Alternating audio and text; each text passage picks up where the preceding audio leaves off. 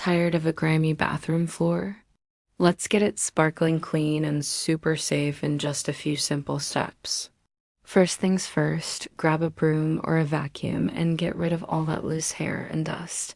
This little step makes a huge difference, trust me. Next, it's time for some cleaning magic. Mix your favorite floor detergent with a bucket of warm water. No need for fancy stuff, just what you have on hand. Now, dip a good scrub brush in and get to work on those tiles. Pay extra attention to the grout lines and those tricky corners where grime loves to hide. Once you've scrubbed everything down, it's time to rinse.